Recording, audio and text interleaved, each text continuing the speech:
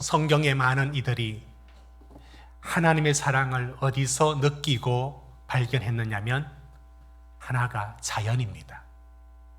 창조하신 자연 세계를 보면서 여호와 우리 주여, 주의 이름이 온 땅에 어찌 그리 아름다운지요, 주의 영광이 하늘을 덮었나이다 라면서 이 우주와 자연 속에 하나님의 사랑을 읽어내어서 사람이 무엇이기에 주께서 저를 생각하시며 인자가 무엇이기에 주께서 그를 돌보시나이까, 그 하나님이 우리 인생을 붙드신다는 것에서 하나님의 사랑을 찾고 발견했습니다. 그런가 하면 성경의 사람들은 하나님을 사랑을 어디서 느꼈느냐면 하나님의 율법을 우리에게 주셨다라는 것에서 율법을 보고 하나님의 사랑을 느꼈습니다. 이걸 시편 19편에서 잘 보여주는데, 19편 1절에서는 하늘이 하나님의 영광을 선포하고 궁창이 그의 손으로 하신 일을 나타내는도다 라고 한 후에 그 반을 나누어서 무엇을 찬양하느냐, 19장 7절 8절 한번 보십시오. 이렇게 말하고 있습니다. 여호와의 율법은 완전하여 영혼을 소성시키며 여호와의 증거는 확실하여 우둔한 자를 지혜롭게 하며 여호와의 교훈은 정직하여 마음을 기쁘게 하고 여호와의 계명은 순결하여 눈을 밝게 하시는도다. 앞에 1절에서 하나님의 자연 세계에 대한 찬양, 그러고 거기서 사랑을 느꼈다면 이 기도자는 하나님의 율법 안에서 율법을 주신 그 하나님의 사랑을 느끼고 있습니다. 그렇습니다. 성경은 하나님의 사랑을 어디서 느꼈느냐면 율법인 말씀, 계명, 명령, 하나님의 말씀, 바로 이 율법에서 그들은 하나님의 사랑을 느꼈습니다. 시편 1편 1절에 복 있는 사람은 여호와 율법을 즐거워하여 그 율법을 주야로 묵상하는도다. 그래서 주야로 묵상한다.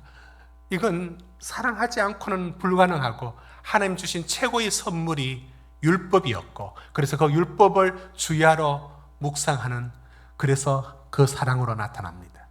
시편 119편 97절에 내가 주의 법을 어찌 그리 사랑하는지 종일 엎조린다고 했고, 시편 119편 92절에 주의 법이 나의 즐거움이 되지 아니하였더라면 내가 고난 중에 멸망하였으리라 하면서 그들은 율법에서, 계명에서 하나님의 사랑을 발견하고 느끼고 힘입어 살았습니다. 그런데 신앙이 무너지고 흐트러지고 게을러지면 느꼈던 하나님의 사랑을 그곳에서 못 봅니다. 그 중에 하나가 율법에서 보던 하나님의 사랑을, 율법은 무거운 것이야, 율법은 무거운 짐이야, 의무야, 명령, 계명, 이 모든 것에 대해서 점점 하나님의 사랑을 느끼지 못하고 무거운 짐처럼 느끼며 아이고 또 저런 명령을, 이런 식으로 받아들이는 것, 여러분 하나님의 사랑을 율법에서, 그 계명에서 찾지 못하는 이들은 그 하나님의 사랑이 멀어지고 있는 것이 증거입니다. 여러분, 우리가 살고 있는 세상에 생각들이 각자가 다른 생각을 갖고 사는 것 같지만 흐름이 있습니다. 그리고 그 흐름은 나도 모르게 따라가게 되어 있고 우리 전체를 움직이는 생각들, 사조라고 하기도 하고 사상이라고도 하는 생각의 큰 흐름들이 있습니다. 그 중에 가장 크게 달라진 게, 우리가 지금 현재 눈으로 보고 있는 게 30년 동안 가장 많이 달라진 생각이 어떤 것이냐면 남아 선호하는 생각들이 완전히 뒤집어졌습니다. 30년 전, 그 90년대 이후부터 확 달라지기 시작한 게 바로 남아 선호에 대한 생각들은 사라졌습니다. 우리는 많은 여성분들의 이름 속에서 말자가 많이 들어가고 후남이도 있고, 저희 누님 중에도 한 분이 있는데 아들 낳으려고 앞서 지어진 이름들을 여성들의 이름들이 있었습니다. 다 그런 시대를 살아왔습니다. 그런데 지금은 완전히 바뀌어졌습니다. 그래서 출산을 했을 때 전화 소리 들어보면, 이제 전화하는 걸 들어보면 다릅니다. 아들이다 하면 와 축하해, 딸이다 하면 소리가 2배나 더 커지면서 정말 축하해, 이렇게 달라졌습니다. 여러 가지 요인이 있겠죠. 이제는 아들이 가족 부모를 끝까지 부양한다는 그런 일들은 점점 사라지고 사회와 국가가 그 일을 맡으며 온 가족들의 일이 함께 이루어지고 농경사회도 달라졌고 이런 여러 가지 변화가 있었습니다. 아무튼 우리의 생각은 나도 모르게 그렇게 흘러가는 생각의 변화들이 항상 있습니다. 이 생각들 중에 오늘 율법, 명령, 계명 이런 말들을 싫어하게 되는 사람들의 생각이 있는데 나는 그 생각 안 가졌는데 라고 말할 필요가 없습니다.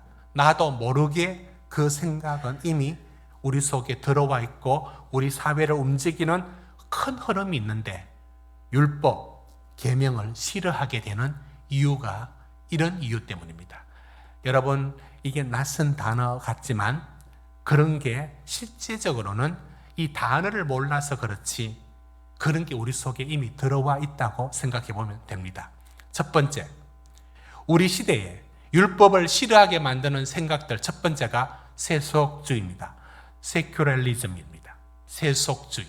여러분, 세속주의는 그동안 종교적인 것에서 인생의 질문과 답을 찾던 데서부터 종교에서 답을 안 찾습니다.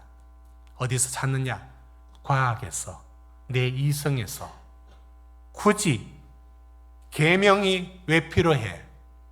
내가 이 방법은 과학에서, 이성에서 찾아갈 수 있고 세상적인 방법으로 길을 갈 수 있는데 이게 우리들 생각 속에 다 빨려 들어오기 시작합니다. 두 번째, 어떤 생각이 들어와 있느냐면 두 번째, 다원주의입니다. 플루럴리즘, 다원주의. 다원주의는 절대적인 가치를 인정하지 않습니다. 왜 그게 절대적인 가치인데? 이 사람, 이 종교, 여기도 중요한 얘기를 하고 있잖아. 그러니까 당신만이 그 얘기를 절대적인 가치라고 말할 수는 없어. 이게 상대적으로 나가면서 이게 다원주의가 되어서 모든 생각들 속에 다원주의가 우리들 생각 속에 다 들어와 있습니다. 다원주의는 그동안의 사회적인 관습이나 가치에서 이건 이래 라고 했던 말들을 안 받아들입니다. 수많은 다른 가치들, 똑같은 상대적으로 거의 같은 수준으로 다 의미가 있다라고 말하는 시대가 되었습니다. 그런 게 우리 안에 들어와 있습니다. 세 번째는 이게 어떤 주의라고 말하기 힘들지만 이걸 관점주의라고 이름을 붙입니다. 이게 사유화라고 번역을 하면 프라이빗이제이션, 이게 어떤 것이냐면 전에는 어떤 공적인 하나의 계명이나 율법을 받아들였던 사람들이 이제는 그런 게 어디 있어?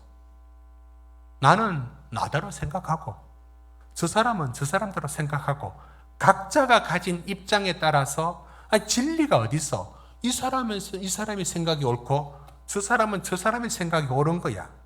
그게 하나로 이게 답이야, 이게 십계명이야, 이게 율법이야 라고 말하는 것 못 받아들입니다.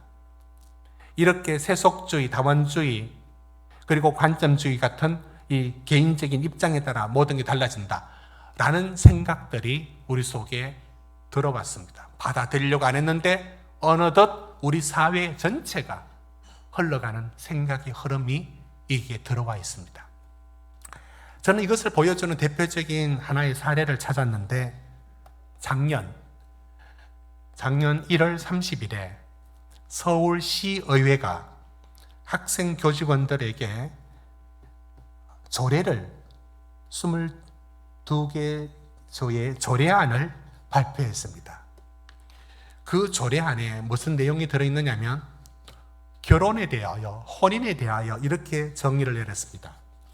한 남성과 한 여성의 정신적, 육체적 연합을 의미한다. 그리고 또 이렇게 나옵니다. 성관계는 혼인관계 안에서만 이루어져야 한다. 남성과 여성은 개인의 불변적인 생물학적인 성별이다. 태아의 생명권은 헌법상 보장된 권리로 보호되어야 한다. 저는 이 조례안이 틀린 내용을 하나도 발견하지 못했습니다. 뭐가 틀렸지? 그런데 다음 날 저는 라디오에서 들었는데 종일 떠들었습니다.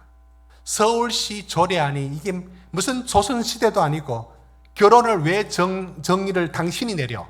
한 남성과 한 여성이 정신적, 육체적 연합을 의미한 아닌가요? 여러분 이게 틀린 말입니까? 맞는 말 아닌가요? 모두가 동의하는 말 아닌가요? 라디오 언론은 다르게 떠들었습니다. 그걸 정의할 권한이 서울시가 왜 가지느냐는 얘기입니다. 여기에는 사실 또 다른 생각들이 들어와 있습니다. 남성과 한 여성이, 한 남성과 한 여성이 그러면 싫어하는 쪽이 어딘지 여러분 짐작하십니까? 그렇습니다. 동성애의 권리를 주장하는, 인권을 주장하는 사람들에서 더 반발합니다. 우리는 그래, 부부만이 성관계를 가질 수 있다. 맞는 말 아니냐? 이건 대부분 다 동의하잖아. 라고 생각했던 모든 것들에 대해서 왜 하루 종일 그 다음날 이것을 비판하고 잘못됐다라고 말하는 요지가 어디 있느냐면 그런 권리가 서울시에 없다는 것이고 그걸 규정하지 말라는 거예요. 다양한 가족들이 생길 수 있고 지금 무슨 시대인데 어떻게 맺어진들 그걸 왜 당신들이 말을 하느냐 이렇게 되었습니다. 저는 이걸 들으면서 바야흐로 우리 시대가 확실히 다원주의화되었고 개인의 관점이 중요하다. 어느 핵심적인 절대 가치를 인정하지 않는 관점주의가 도래해 있구나를 새삼 느꼈습니다. 여러분, 이런 시대에 율법, 십계명 하면 이걸 또 읽어야 돼? 이게 관심을 가져야 돼? 라면서 이 십계명에 대해서 별로 좋지 않게 생각들 하는 분들이 생기기 시작합니다. 그러니까 여기에 뭐가 또 더해지느냐면 우리가 은혜와 복음으로 구원을 받지 율법으로 구원을 얻는 게 아닙니다 라는 말과 은혜로 합시다. 너무 율법적이잖아요 라는 그 말에서 사용되는 율법이 굉장히 부정적인 의미로 많이 등장합니다. 교회에서도 마찬가지입니다. 그러다 보니까 십계명, 율법 이건 왠지 지나간 얘기고 그대로 받아들이기는 곤란한 어떤 말씀으로 생각하는 경향들이 생겨났습니다. 그래서 십계명은 점점 뒤로 밀려지고 계명과 율법이라는 말은 점점 더 부정적으로 사용되었습니다. 그래서 사람들이 십계명이 어디 있느냐 하니까 십계명은 찬송가 뒤에 나온다고 말을 합니다. 십계명이 성경 안에 있는지도 놓치고 있습니다. 한 신학교에 실제 일어난 얘기입니다. 교수님이 대학 학부에 이런 내용의 글을 적었습니다.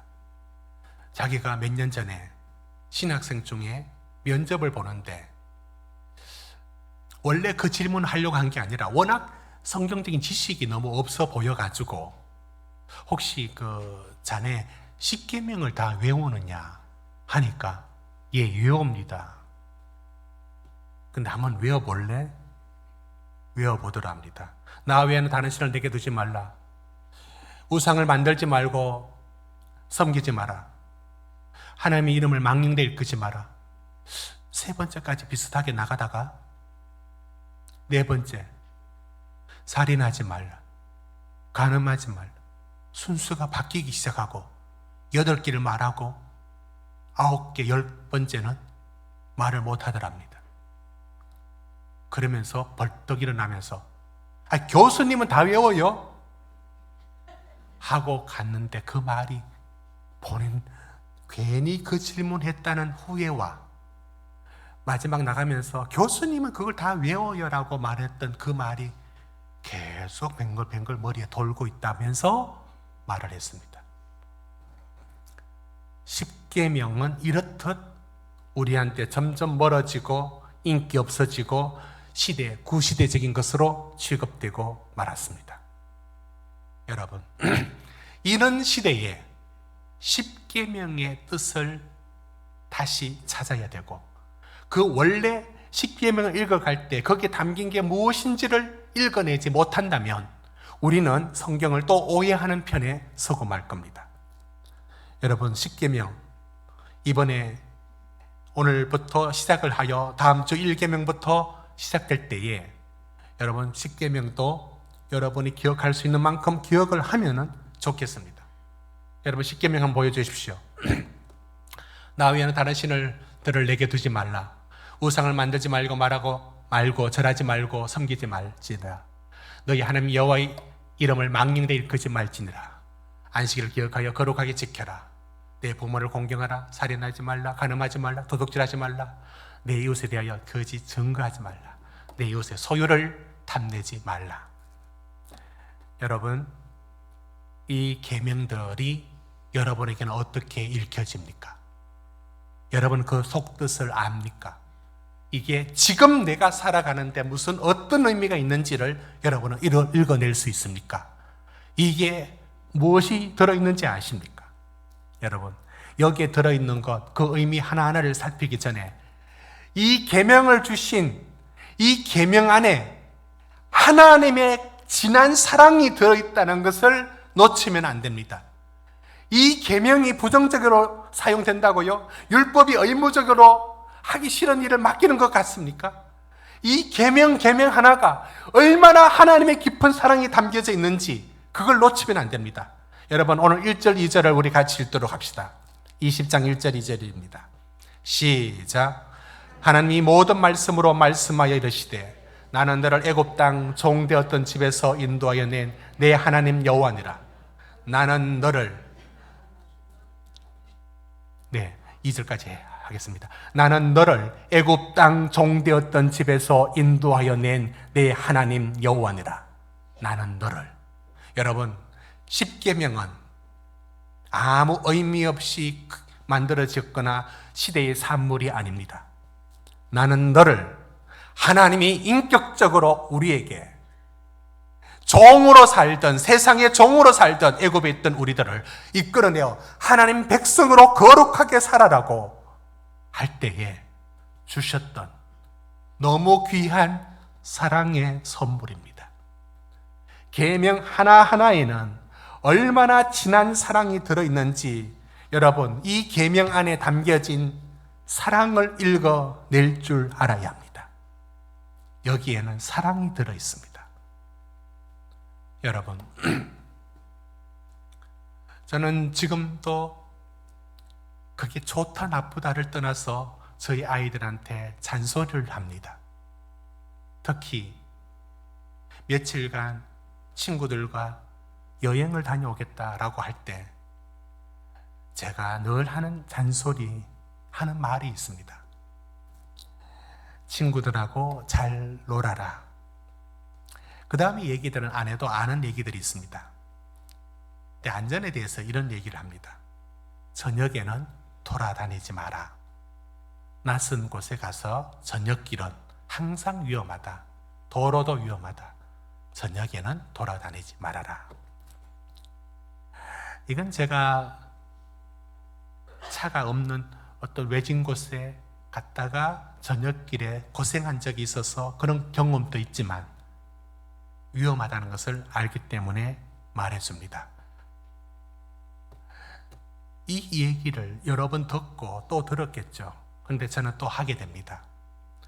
하게 될 때에 제 마음에 어떤 마음에서 이 말이 나가느냐면 안전하게, 몸도 마음도 다치지 말고 안전하게 다녀오도록 하기 위해서 몇 가지 당부를 아니할 수가 없는 거예요.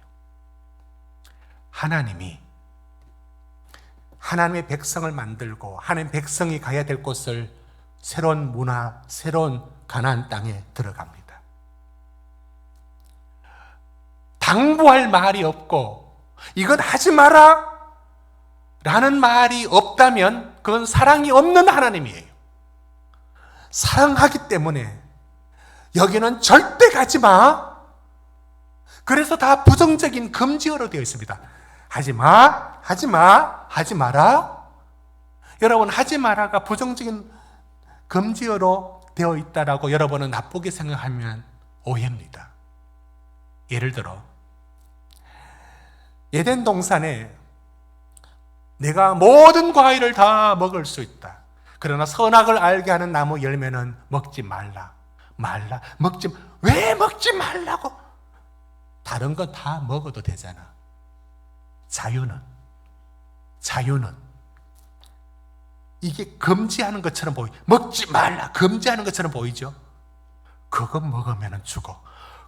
그래서는 안 돼. 그러나 이 모든 거를 다 누릴 수 있고 먹을 수 있는 거야. 자유는 꼭 먹지 말라는 그거 따먹을 때 자유가 있는 게 아니라 그 금지했던 걸 지키는 게 너희의 자유이고 더 큰 자유를 누린다. 여러분, 그래서 십계명에는 하지 말라. 오늘날 시대의 사람들이 싫어하는 말의 금지어가 그렇게 등장하는 이유는 사실은 사랑입니다.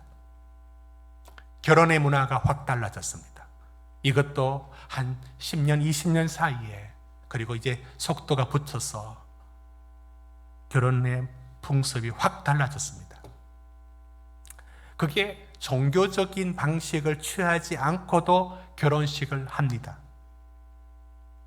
그건 크게 나쁜 일은 아닙니다. 목회자로서 이런 결혼의 풍습이 바뀌는 부분들에 대하여 개인적으로는 아쉬운 부분이 있지만 이런 변화의 흐름들을 혀를 차면서 말세라고 말할 필요는 없습니다. 이건 모든 곳에 일어나는 자연스러운 세속주의가 아니라 세속화, 모든 걸 종교로 표현하던 것들을 이제는 세상에 서고 있는 방식으로 표현하는 방식의 변화입니다. 그러니 이 자체를 문제 삼을 수는 없다고 봅니다.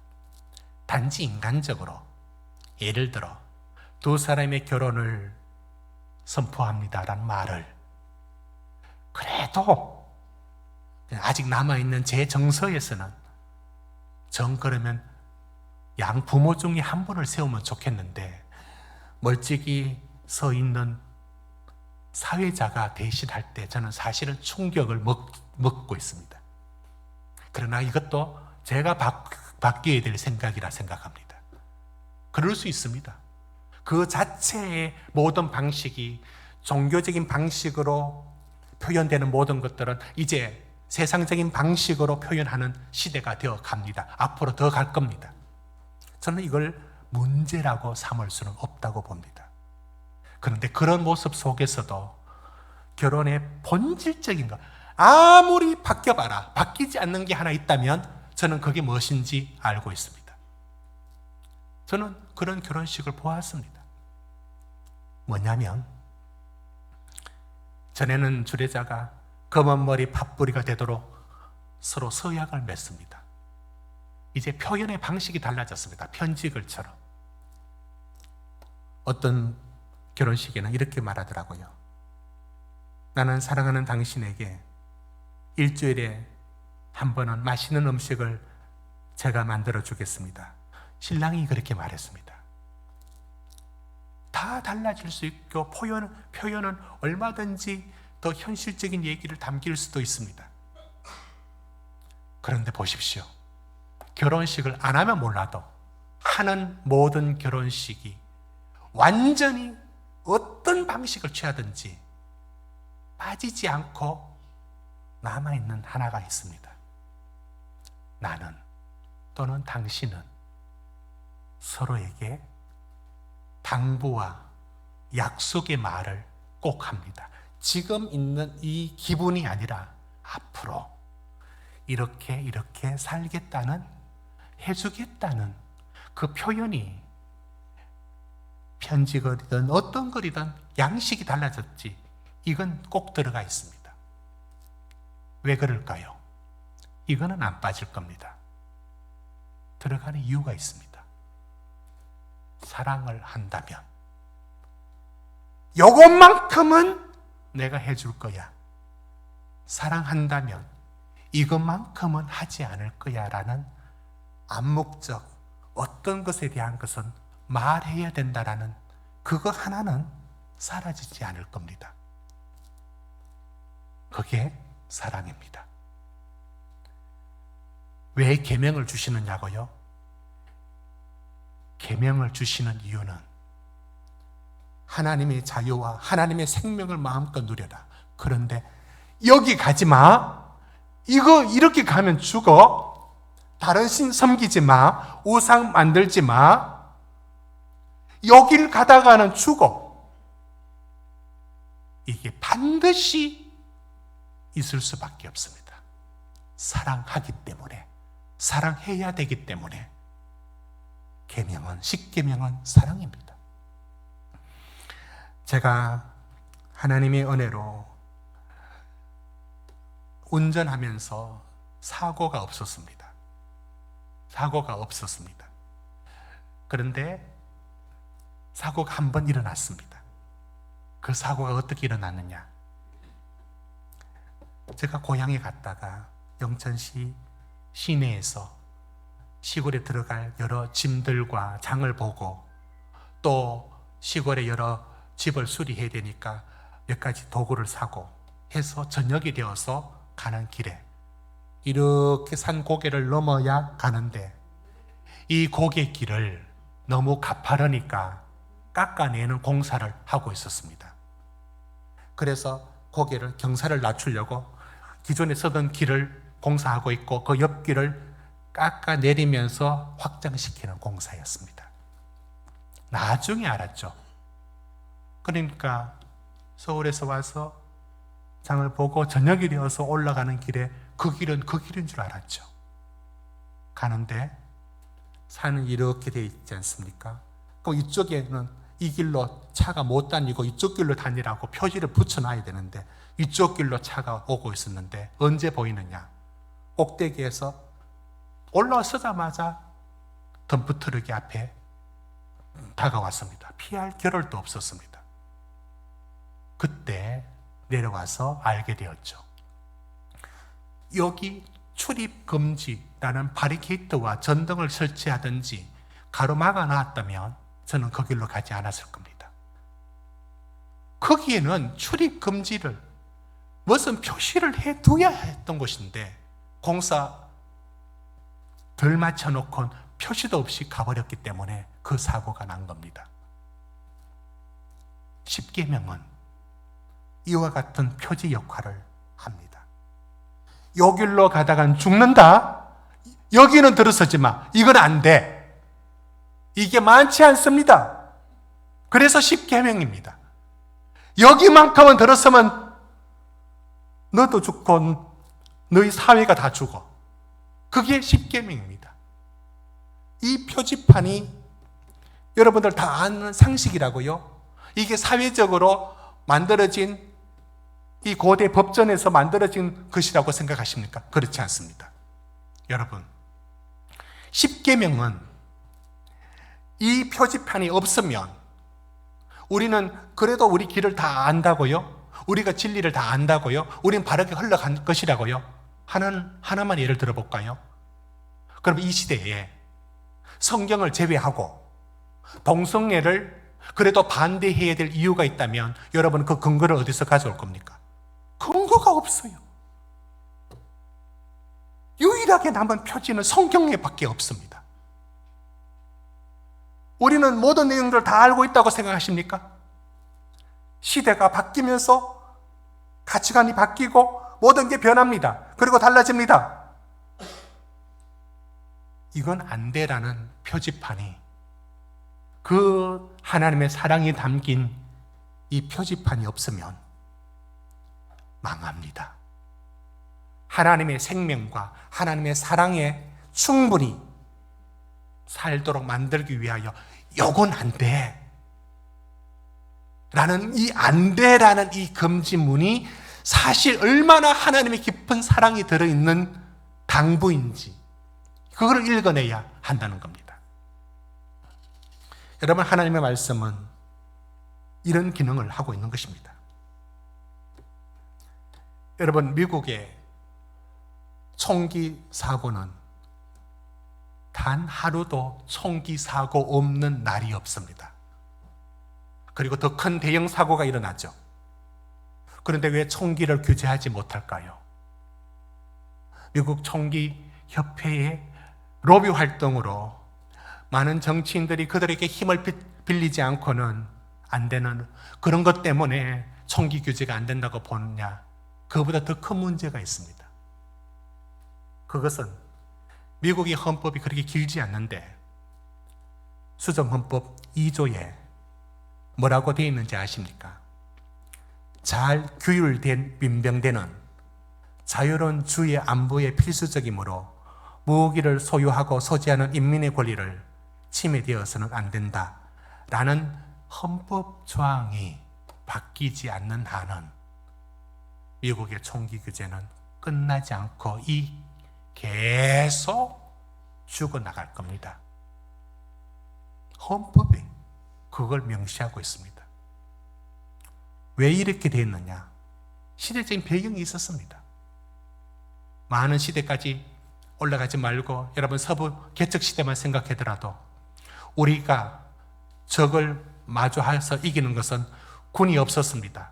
이웃이 서로 연대해서 민병대를 조직하면 이겨내야 했습니다. 그리고 시간이 지났습니다. 연합에 의해서 상비군이 세워졌지만 상비군만 무기를 갖추면 우리 주는 어떻게 하느냐? 각 주도 자치적인 군사력을 갖춰야지. 못 가지는데 어떻게? 민병대가 그 역할을 해야지 라는 것 속에 각자 집이 총을 소지하게 되었던 역사적인 배경이 있고 그런 배경 속에서 이 법이 만들어졌습니다. 시대가 달라졌는데도 헌법은 그대로 살아 있습니다. 이걸 못 바꾸는 겁니다. 못 바꾸니까 이 총기 사고는 계속 일어납니다. 규제조차도 거의 안 됩니다. 저는 이런 상상을 한번 해봤습니다. 하나님이 10계명 중에서 8계명에 갈로 치고 단서를 하나 달았다 합시다. 여러분 8계명 한번 보십시오. 도둑질하지 말라. 갈로 치고. 그러나 부자의 집에 물건은 필요에 따라 조금 훔쳐도 된다. 갈로 닫고. 라고 하나님이 계명을 썼다면 이 세상은 어떻게 되었을까요? 이 계명은 어떻게 적용되었고 어떻게 퍼져나갔을까요? 이 혼란을 막을 수 있을까요? 그렇지 않습니다. 하나님, 바로 하나님은 우리를 살리기 위하여 우리에게 사랑과 생명을 갖고 살도록 하기 위하여 계명과 율법을 주신 겁니다. 이걸 틀리게 주셨다면, 하나님의 어떤 문제가 발생했다면 이제 모든 일들은 이 책임을 여기에 돌릴 겁니다. 여러분, 이 시대에 7계명이 없다면 어떻게 될까요? 어떻게 될까요? 하나님은 우리를 사랑하기 위하여, 사랑하기 때문에 계명을 주신 겁니다. 그래서 그 계명을 지키는 것이 하나님을 사랑하는 것이지, 하나님의 사랑은 추상적이지 않습니다. 하나님의 사랑은 하나님의 말씀을 주야로 묵상하는 이유가 어디 있습니까? 묵상해서 뭘 느끼려고 묵상합니까? 그 말씀을 지키려고, 순종하려고 있습니다. 요한복음 14장 21절은 이렇게 말합니다. 나의 계명을 가지고 지키는 자라야 나를 사랑하는 자니 나를 사랑하는 자는 내 아버지께 사랑을 받을 것이요 나도 그를 사랑하고 그에게 나를 나타내리라. 요한복음 15장 9절 10절은 이렇게 말합니다. 여러분 우리 같이 읽읍시다. 시작. 아버지께서 나를 사랑하신 것 같이 나도 너희를 사랑하였으니 나의 사랑 안에 거하라. 내가 아버지의 계명을 지켜 그의 사랑 안에 거하는 것 같이 너희도 내 계명을 지키면 내 사랑 안에 거하리라. 요한 1서 2장 3, 4절은 이렇게 말씀합니다. 마지막으로 우리 같이 읽읍시다. 시작. 우리가 그의 계명을 지키면 이로써 우리가 그를 아는 줄로 알 것이요 그를 아노라 하고 그 계명을 지키지 아니하는 자는 거짓말하는 자요 진리가 그 속에 있지 아니하되. 사랑하는 성도 여러분, 하나님의 계명은 우리를 살리려는 사랑이 담긴 하나님 아버지의 선물입니다. 이 계명은 지키는 자가 하나님을 사랑하게 됩니다. 계명을 지키지 않고 사랑한다는 말은 거짓말입니다. 그리고 그 10계명이 그 옛날의 상황에 그 시대에 주신 말씀이 아니라 오늘 이 시대도 계명 하나하나가 우리 삶에 어떤 방향을 지시하는지를 읽어낼 줄 알아야 합니다.